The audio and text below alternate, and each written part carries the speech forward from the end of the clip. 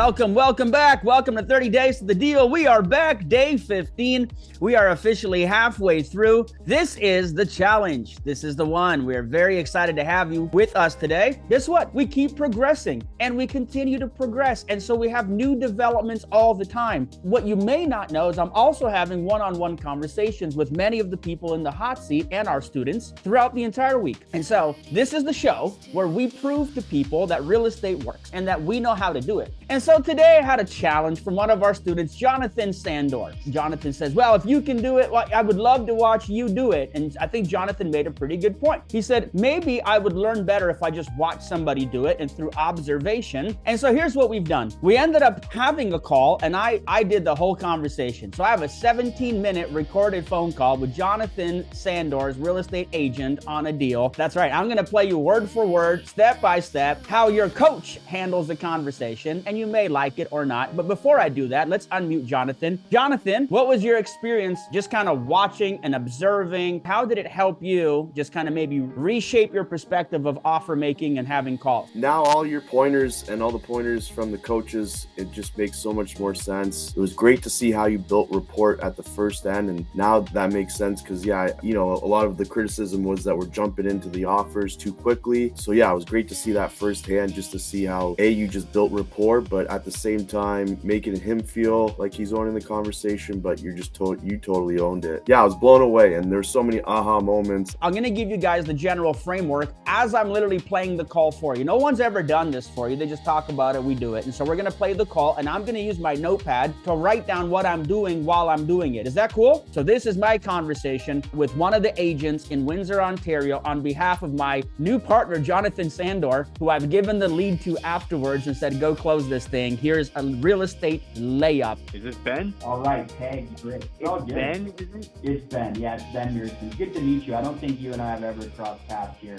So anyway, good to meet you, brother. Yeah, who do you work for, Ben? Well, I don't work for. I work for myself and probably my daughter and my wife. Oh, I apologize. That's all We had to meet. I thought perhaps you were another real estate agent.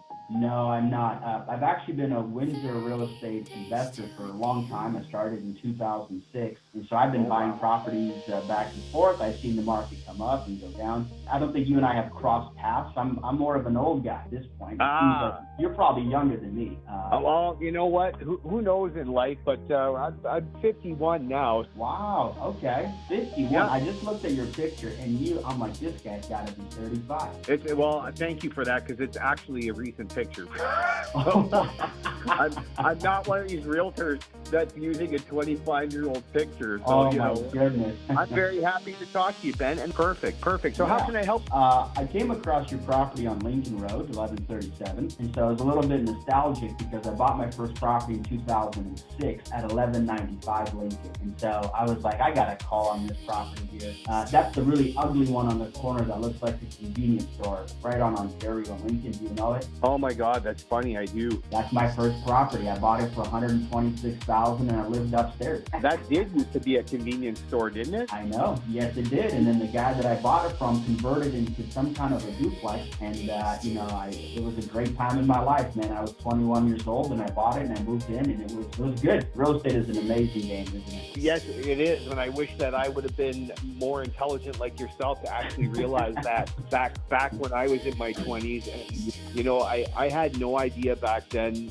I didn't have, some people just get it, but I had no idea about business or money or how to make it. And I figured, you just go and work with somebody like everybody else. Mm-hmm. And not the case if you want to get ahead. And it's a beautiful thing. And it's certainly awesome, the people that you get to meet and talk to and everything else. And if you're willing to learn, which, we're learning every day, you can grow and go from there. Yeah. Well, I'll tell you what, I like your personality. You and I have a similar vibe. We're students of life. We're just trying to do better for our families. And, we learn across the way. It seems like I'm 40 years old. So I think you were just probably 2 high schools older than I was. Are you from Windsor originally? Oh, yeah. I went to Riverside. Yeah. Oh, you did? Okay. I went to Sandwich, so just opposite sides. Yeah, my wife and I, we came back here like 10 years ago. We've always lived down here, always. And I commuted back and forth. And then we moved up there for a little while. And then her parents got ill. So 10 years ago, we moved back here. And I worked for Windsor and Amherstburg and Windsor and that. And then we had always built homes flipped homes, done our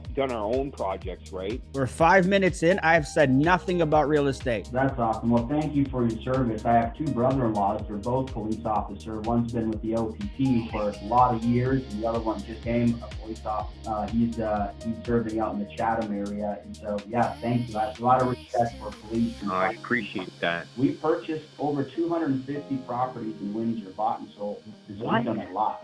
Holy smokes, Ben, that's incredible. See, that's incredible to me. I would talk to you all day long about your journey because I find that so interesting, like smart, like You see how there's now demand on my time? intelligent and interesting and smart. That's why I told both my boys are starting university. Well, one started and the other one I said, you're going into business because learn just how to work for yourself and then figure it out from there. But anyway, look at me talking way too much about myself. Yeah, I'm happy to share everything I know. Again, we've been very blessed and been able to live here and still buy deals in Canada. And, we work with a bunch of Canadians. I got a Canadian coaching business as well. So we help Canadians buy real estate. We buy real estate. It's just a good time. It's a good Wow, that's incredible. So what can I tell you about Lincoln? So I like the property. I know the area very well. I think I even know the person who used to live in Lincoln property. So our approach to real estate is we buy properties. We're investors, so we're trying to always get a deal in some capacity. Sure. And then we can either keep it as a long-term rental and play the long game, or we can flip it and put it back on the market and play the short game. And so we've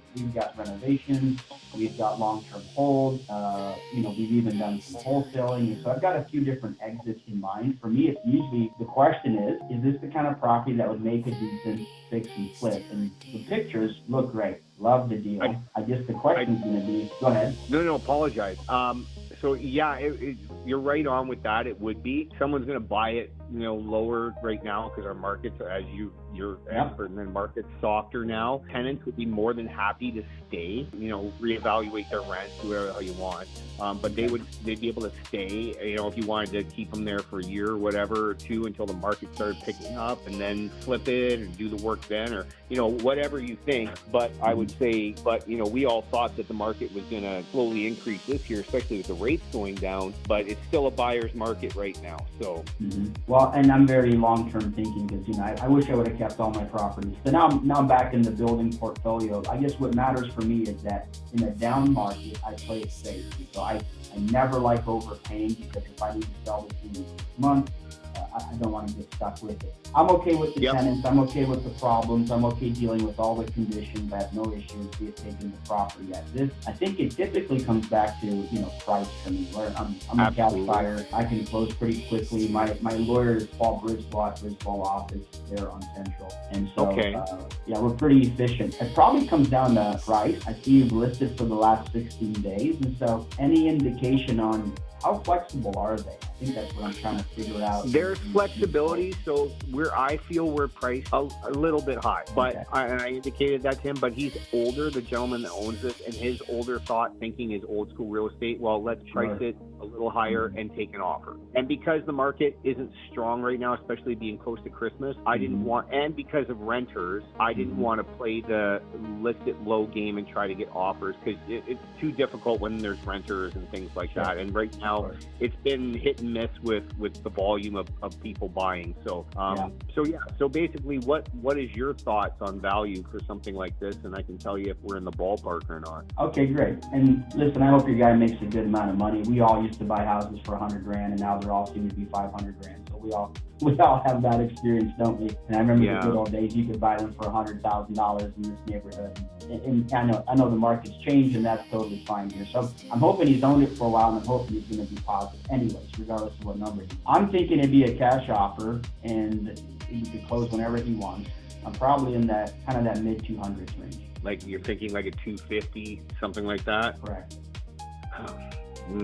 I'm thinking that, you know what, I'd say put it on paper because I don't I think talking numbers sometimes kills deals before they start. Yeah. But if you put it on paper, I guarantee you can counter it. I honestly think because of what I've seen other properties going for in this, if you got it for $275, you'd still get that would be a good deal. I know when you're an investor, you want to get as low as you can, but I don't think he'd go that low because he's willing to leave this on the market for quite some time. They're older, they're retired, and they've owned this, I think, since 2018, if I'm not mistaken.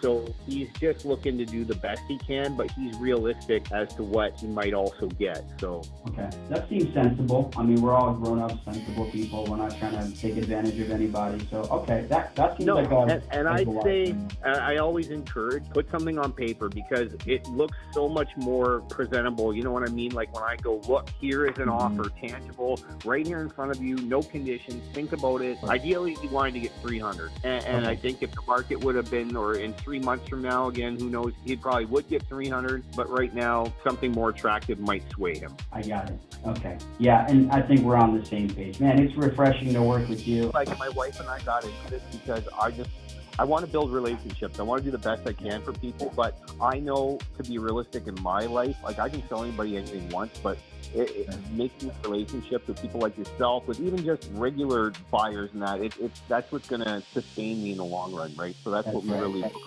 So, but anyway, yeah, I'd say so. I mean, I would be happy to write something up for you. I don't know if it's with Jonathan, but if you do it with me and Jonathan doesn't care, I might be able to sway him on the price by dropping my commission a little, but it's all up to you. Obviously, respectfully, whatever you'd rather do is the most important thing to me. Perfect. Thank you for that. So why don't I do this? I'm going to loop with Jonathan right now. I owe him a call back in the next 5 minutes, so I'll call Jonathan. Yeah. He's in Windsor right now, and so what I might do is he might just take a quick drive by, and he's got tenants, and so if it's possible to do it, great. We can. He'd have to be, he'd have to be 24 hours, and then he could. Yeah.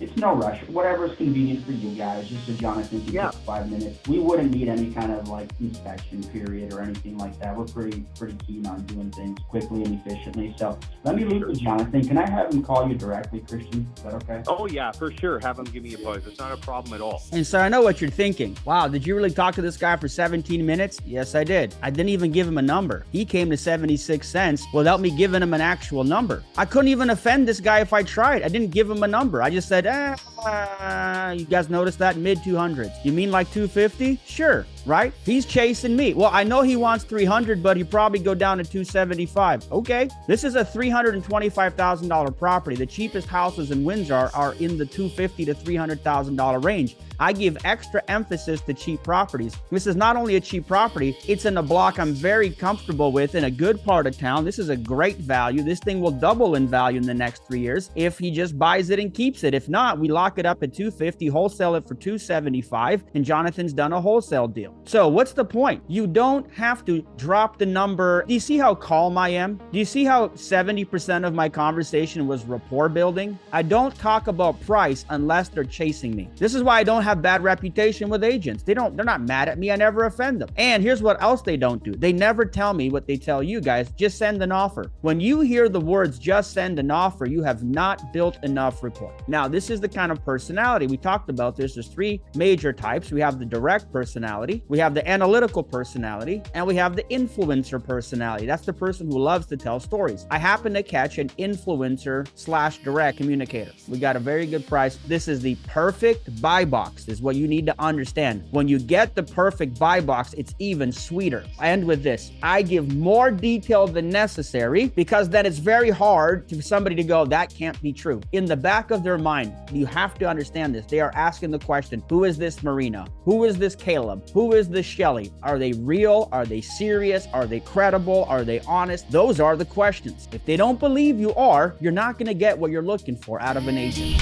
Days to a deal.